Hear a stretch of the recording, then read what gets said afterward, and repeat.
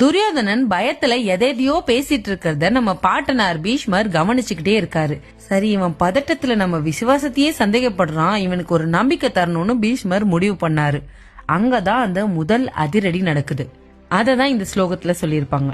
தஸ்ய சஞ்சனயன் ஹர்ஷம் குரு விருந்தே பிதாமஹ சிம்ஹநாதம் வினத்யோச்சை சங்கம் தத்மௌ பிரதாபவான். துரியோதனனை உற்சாகப்படுத்துறதுக்காக கௌரவ படையோட மிக மூத்தவரான பீஷ்மர் ஒரு சிங்கத்தை போல கர்ஜனை செய்யறாரு.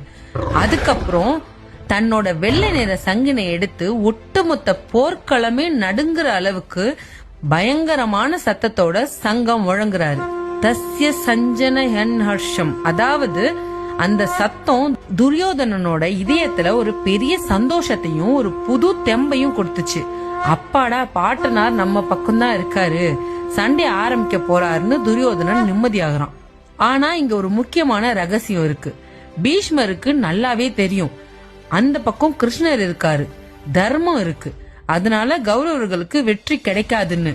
ஆனா ஒரு பாட்டனாரா தன் பேரன் மேல அவருக்கு ஒரு இரக்கம் இருந்துச்சு.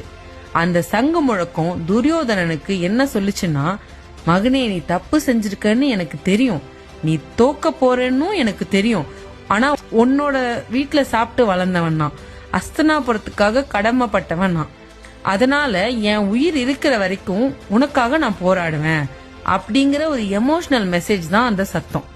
அப்போ இருந்த போர் விதிப்படி தளபதி சங்கு ஊதுனா யுத்தம் ஆரம்பம்னு அர்த்தம். அந்த ஒரு சத்தம் சும்மா அமைதியா இருந்த குருக்ஷேத்திரத்தையே அதிர வச்சிருச்சு. கௌரவர்கள் பக்கம் ஒரு பெரிய எனர்ஜி வந்துச்சு. பீஷ்மர் சங்கு ஊதி ஸ்டார்ட் பண்ணி வச்சுட்டாரு. ஆனா அதுக்கப்புறம் அங்க நடந்த விஷயம் தான் ஒரு த்ரில்லர் படத்தோட இன்டர்வல் மாதிரி இருந்துச்சு. பீஷ்மரோட சங்கு சத்தத்தை தொடர்ந்து கௌரவர் படையில இருந்த மத்த எல்லாரும் என்ன பண்ணாங்க, அந்த இடமே எப்படி மாறுச்சு, அத அடுத்த ஸ்லோகத்துல பாப்போம்.